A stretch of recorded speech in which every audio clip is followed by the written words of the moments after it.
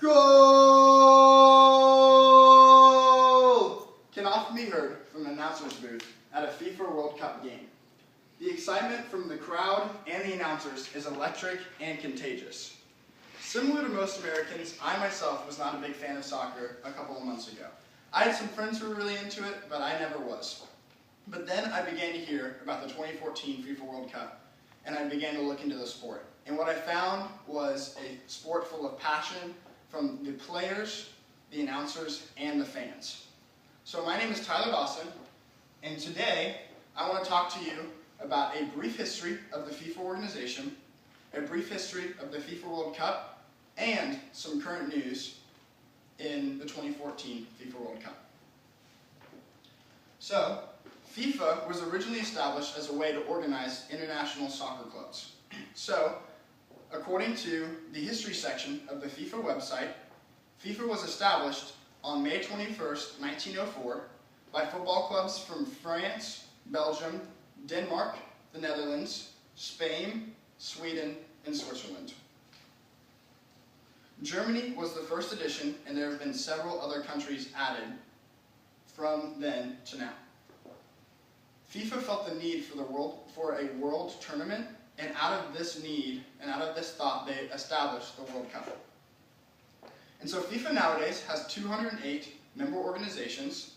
They are currently on their 8th president, and FIFA has already announced the next 2 locations of the World Cup, 4 years from now and then 8 years from now. So now that I've talked about a little bit about the FIFA organization, I want to talk a little bit about the history of the FIFA World Cup. So, FIFA felt it was necessary to hold a world tournament, and out of this idea, the FIFA World Cup was born.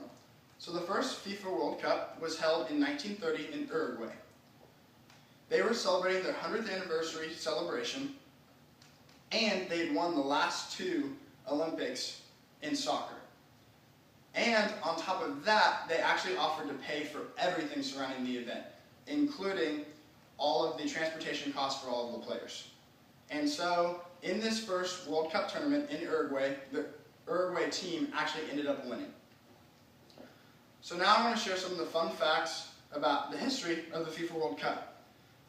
So according to the FIFA World Cup history article of Z News, the World Cup has grown from 13 teams in the first World Cup to 32 teams today.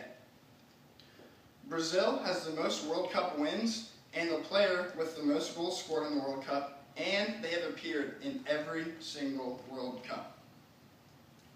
Now, I want to share some more fun facts brought to you by the WorldCupBrazil.net website. So Brazil has 67 total wins in World Cup play. Germany has been second place 4 different times. The most goals in a match is 12, and the most goals by a single player is 15, and his name was Ronaldo, and he played for Brazil.